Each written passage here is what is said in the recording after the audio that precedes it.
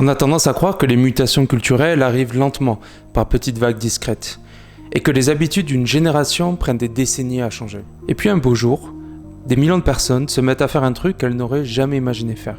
Se lever à l'aube le dimanche pour aller marcher en forêt avec des inconnus rencontrés sur Discord.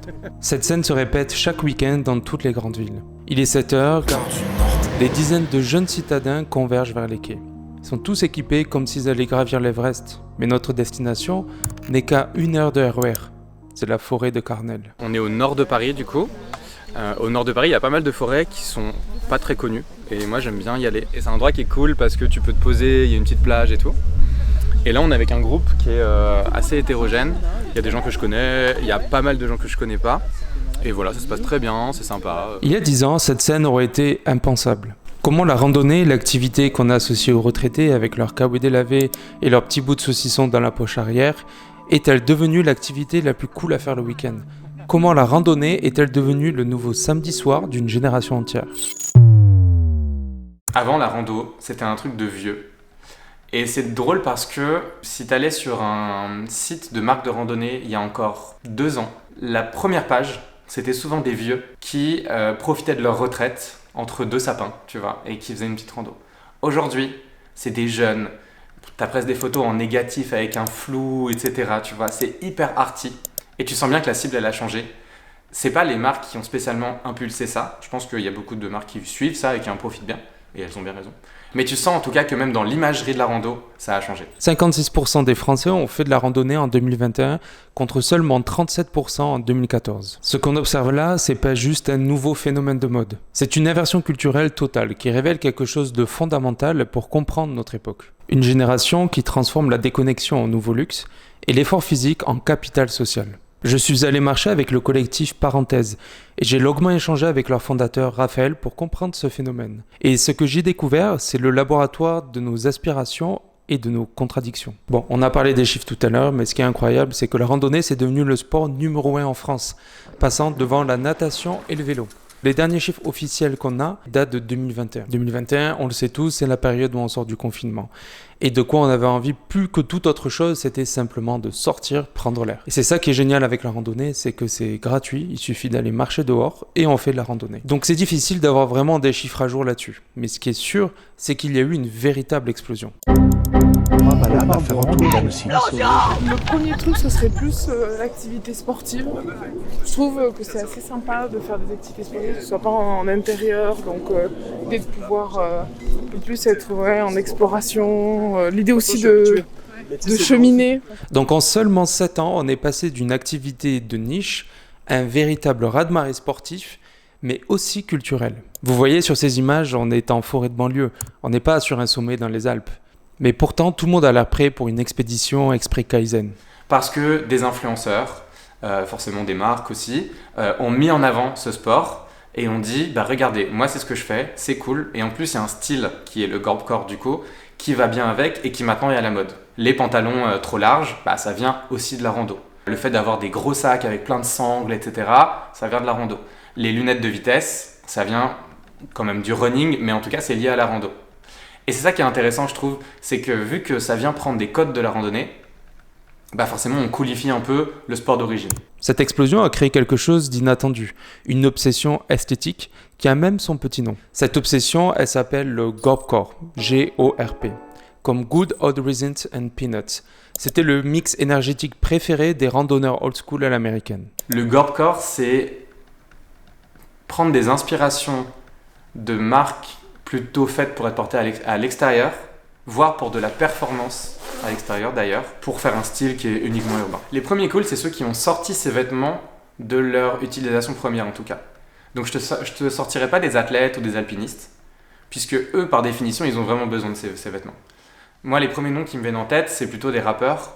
Je pense à Frank Ocean, je pense à Aminé, qui sont 2 personnes qui portent beaucoup pour le coup d'Arc'teryx. Et il y a aussi un peu aussi la culture skate, qui s'est emparé de ces marques et de ces coupes. Je pense à Supreme ou à Palace par exemple, et qui les ont aussi démocratisées auprès de leurs clients, donc des skateurs. Et vu que les skateurs sont cool, forcément, on revient dans ce côté influence. La quintessence du Gorpcore, c'est la veste Arc'teryx dans le marais, en gros. Le moment de bascule, c'est janvier 2019. Franck Ocean débarque au défilé Louis Vuitton avec une veste mammouth orange fluo. Du jour au lendemain, les marques outdoor quittent le rayon randonnée pour passer au podium de la Fashion Week. Pour comprendre ce phénomène, j'ai échangé avec Romain Coste, cofondateur du cabinet de recherche culturelle Terrain Global. Et il m'a parlé d'un essai écrit par Toby Shorin. Toby Shorin, c'est un anthropologue américain de l'ère Internet. Il a cofondé Other Internet. Et cet essai en particulier s'appelle Life After Lifestyle. Et depuis, le travail de Toby Shorin ne me quitte plus. Toby Shorin montre comment nous sommes devenus des composites de produits. On n'est plus un simple randonneur. On est un consommateur de Arc'teryx, Salomon ou Snow Peak. Et surtout, nous sommes passés d'une époque où on possédait des objets à une époque où on performe notre identité à travers ces objets. Les premières randos que tu fais, t'achètes de la merde, t'es là, tu t'en sais pas, ça sert à rien. La deuxième fois, tu repars avec un sac qui est diminué de moitié. Ouais, c'est clair. Et c'est ça qui est intéressant. Et c'est aussi, je pense, de se rendre compte qu'en fonction des situations, tu vas te servir ou non de ton matériel, mais surtout, tu vas capter qu'il y a du matériel qui est bien plus adapté que d'autres. Ouais. Tu vois ce que je veux dire? Des fois, prendre du matériel un petit peu bas de gamme, ça peut aller pour une rando de tous les jours. Mais quand tu as vraiment l'utilité dans des conditions physiques et météorologiques différentes, là, tu vas te retrouver avec du matériel, je dirais, un petit peu différent. Résultat, on est prêt à claquer 600 balles pour une veste avec laquelle on va aller marcher en forêt de banlieue. Mais au-delà de toute cette esthétique, de l'aspect technique des vêtements, du culte de la performance qu'il peut y avoir derrière aussi, ce qui est intéressant, c'est une autre quête. C'est la quête de la déconnexion. On est matrixé, on est fou par nos téléphones. Là, je suis déconnecté total et... Le téléphone, c'est un poison, c'est une drogue. Bien sûr que tu peux être sur ton téléphone, il y a plein de trucs cool à faire sur son téléphone. Mais il y a trop de moments où nous, on est passif à rien faire, à scroller dans le vide, à se rendre bête. Et je me compte dedans parce que je suis comme ça aussi. Imagine si tu prends tout ce temps pour poser ton téléphone et te dire « Moi aussi, je vais me mettre en mouvement, moi aussi, je vais faire des choses. » Et ça, c'est un point en particulier qui m'intéresse, dans lequel je me retrouve personnellement dans la randonnée. J'ai compris que c'est aussi ça que je recherche. Et j'ai trouvé très intéressant l'étude produite par les Others et les mots de Damien Bettinelli, cofondateur des Others, qui explique qu'en fait, la randonnée, la nature, c'est la déconnexion. Et c'est là le nouveau luxe en fait. Pouvoir dormir dans une cabane dans les arbres, c'est le luxe ultime. Et finalement, tout ça fait que la nature devient en elle-même le nouveau luxe. Et puis là, ça fait 2 ans que j'ai déménagé à Paris et ça commence à me manquer un peu le côté nature, le côté extérieur. Et je sens que j'ai tout fait un peu à Paris. Et donc je suis tombée un peu par hasard sur parenthèse sur les réseaux sociaux. Je les ai découverts à travers une expo photo. Et après, en fait, du coup, il y avait tout le côté dans la nature et avoir du lien social en plus avec des gens que je rencontrerais pas forcément ailleurs. La rencontre avec la nature, ça nous rappelle de vraiment regarder autour de nous qu'il y a plus que seulement travailler. Il y a plus que seulement faire de l'argent. Il y a d'autres choses à voir dans la vie, il y a d'autres activités à faire dans la vie, il y a des aventures qu'on peut vivre. Plein de choses là, il y a un peu de calme, il y a un peu de truc on parle mais on est dans le silence, un peu dans le calme. Et t'es pas happé par des sollicitations extérieures comme ton téléphone, les gens, le bruit. Donc c'est hyper agréable d'être un peu dans le calme et dans la discussion posée quoi. Notre génération vit dans un état de sollicitation permanente. Tenez, combien de notifs vous avez reçus depuis que vous avez commencé à regarder cette vidéo? Notre attention est devenue la ressource la plus disputée du monde moderne. Et puis on va marcher. On met un pied devant l'autre, on discute avec la personne à côté de nous, on se concentre sur le chemin, et puis soudain on réalise, le silence est là.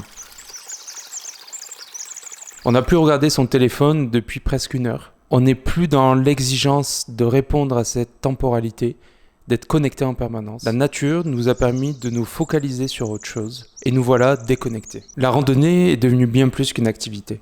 C'est la réponse à notre addiction aux écrans. C'est le moment où on arrive enfin à lâcher son téléphone. Les collectifs, comme parenthèse, réinventent complètement les codes. Il y a aussi Our Summit, Rando Fragile, Hiking Clubs, Quiet Club Mountain, enfin bon, pour ne citer que les Parisiens. Et ça marche, les gens sont demandeurs, c'est fini le club de rando poussiéreux. Parenthèse, ça a 2 ans maintenant. En fait, ça date du confinement où j'avais besoin de nature, besoin de sortir un petit peu, mais aussi besoin d'avoir un projet. J'ai l'impression que juste mon travail, ça me suffisait pas pour me réaliser, on va dire. Du coup, je me suis dit que j'allais amener des potes dans la nature, les prendre en photo et voir un peu ce que j'allais en faire. Et en fait, au début, c'était mes potes, ensuite ça a été les potes de mes potes, et aujourd'hui, c'est des gens que je connais pas du tout. Toutes les 2 semaines à peu près, il y a une quinzaine, vingtaine de personnes qui vient marcher avec moi à 1 heure maximum de Paris.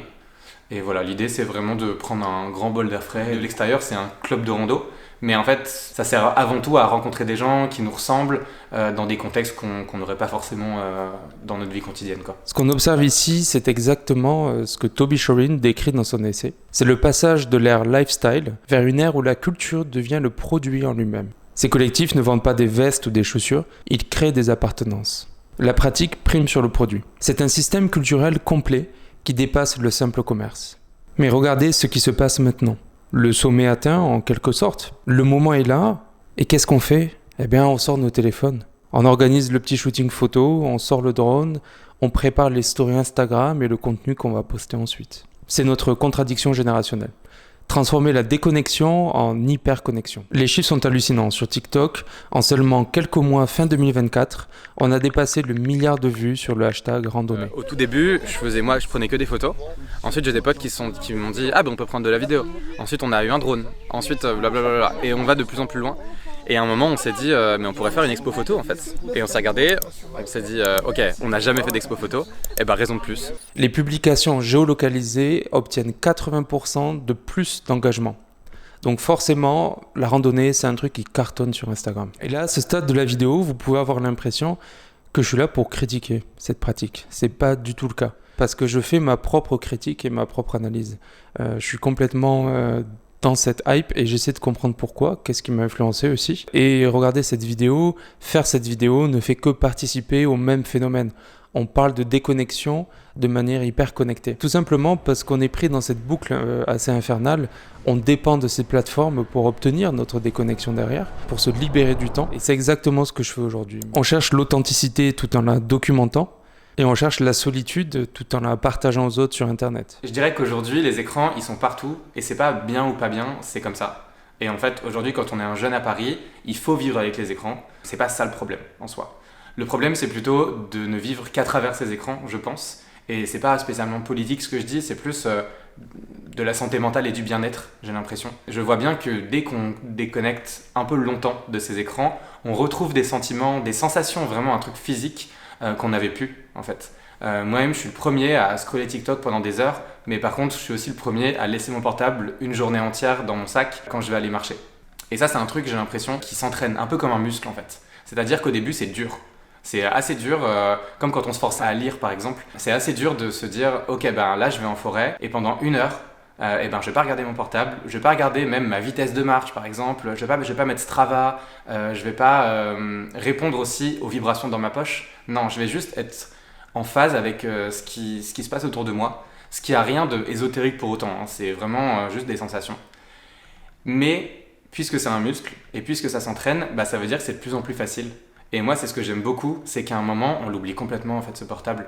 Encore une fois, moi j'ai un usage quotidien voire horaire d'Instagram et de multiples applications, mais pour autant je sais déconnecter et je vois aussi le bien que ça me fait, parce que après déjà c'est bête mais je profite beaucoup plus d'Instagram puisque ça fait plus longtemps que j'y suis pas allé.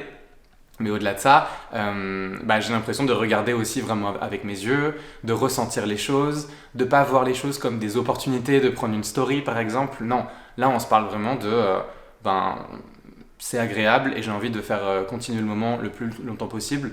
Et après, oui, vont revenir les écrans parce que ma vie quotidienne en est chargée, mais pour autant, je me suis offert cette déconnexion, quoi. Mais comme l'écrit Toby Shorin, encore une fois, on est entré dans l'ère post-ironie. Les gens peuvent vraiment sincèrement aimer ces marques premier degré. Il n'y a plus de décalage vis-à-vis de cette adhésion à une marque, à ses valeurs. Et finalement, c'est là tout le paradoxe. Cette authenticité documentée n'est pas forcément fausse, elle est juste paradoxale. Mais derrière cette esthétique parfaite se cache une réalité moins glamour dont il faut qu'on parle. Ces vestes ultra techniques contiennent souvent des PFAS, les Forever Chemicals, qui ne disparaissent jamais de l'environnement. Encore une fois, un paradoxe, ces équipements de déconnexion et qui permettent de retrouver la nature ne font que la contaminer. Mais l'industrie bouge, Gore-Tex s'engage à retirer les PFAS les plus persistants d'ici la fin de l'année. En fait, quand on les observe, l'important est peut-être ailleurs. Regardez ces sourires, regardez cette fatigue satisfaite, ces liens créés entre des personnes qui ne se connaissaient même pas il y a encore quelques heures. Quoi qu'on en dise, tout ça est réel, tout ça est authentique. Alors comment la randonnée a remplacé le samedi soir pour cette génération ? Eh bien finalement on le comprend en devenant le miroir de nos contradictions. On cherche le vrai dans le marketing, la simplicité dans la high-tech et la nature dans le synthétique. L'authenticité n'est pas dans la pureté, mais dans la conscience de ces contradictions. Ça apporte mon lot de verdure et puis ça me permet de rencontrer un tas de personnes que je connais pas. Je suis souvent en train de scroller mon tel et là aujourd'hui j'ai dû sortir mon tel 2 fois pour regarder l'heure. Et non, j'ai un texto depuis ce midi, j'y ai toujours pas répondu et j'ai pas trouvé le temps encore en train de le faire alors que j'ai eu 10 heures de libre devant moi et j'ai pas répondu, donc je pense que ça m'aide à me déconnecter de mon téléphone. Là ça fait du bien, il y a personne, on a dû croiser une dizaine de personnes aujourd'hui qui nous ont tous dit bonjour. Ça c'est agréable et ça permet de sortir. Et puis moi je fais des grosses allergies au pollen et là j'ai pas fait d'allergie aujourd'hui. À Paris il y a trop de pollution, du coup là je me sens bien ici. Car c'est peut-être ça finalement notre authenticité, assumer nos contradictions tout en cherchant à les dépasser un pas après l'autre. Ce que j'aimerais dire aux gens, c'est la randonnée, ça dépasse un peu la frontière du sport, ça rentre dans qui on est. Et en fait, randonner, c'est s'intéresser à ce qu'il y a autour de nous. C'est voir un peu plus ce qu'il y a autour de nous, pas que les paysages, mais aussi les personnes. C'est quoi, d'où elles viennent, où est-ce qu'elles vont aussi. Plus tu randonnes, plus tu as une ouverture au monde qui est de plus en plus grande. Et je trouve que dans le monde dans lequel on vit aujourd'hui, se fermer des portes, c'est trop bête parce qu'en fait il y a trop de trucs cool à découvrir. Et donc du coup il faut essayer, il faut parler aux gens, aller randonner, je trouve que c'est une bonne manière de faire tout ça, tu vois. Et aussi de se créer des expériences. Parce que en fait il n'y a que ça qui compte, quoi.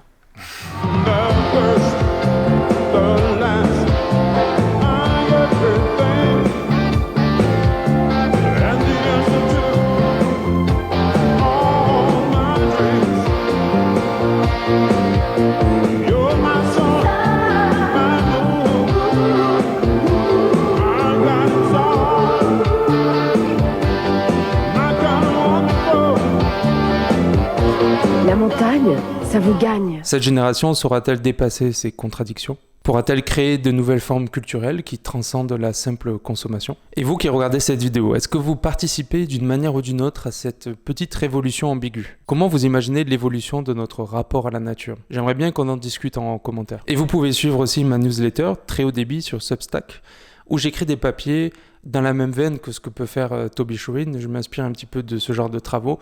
L'idée, c'est de comprendre, d'analyser l'ère du monde post-internet. Je pense que vous avez pu voir le soleil se coucher derrière moi. Voilà, donc à peu près une journée entière a eu le temps de défiler durant cette vidéo. Donc il est temps de vite couper tout ça et de reprendre une activité normale.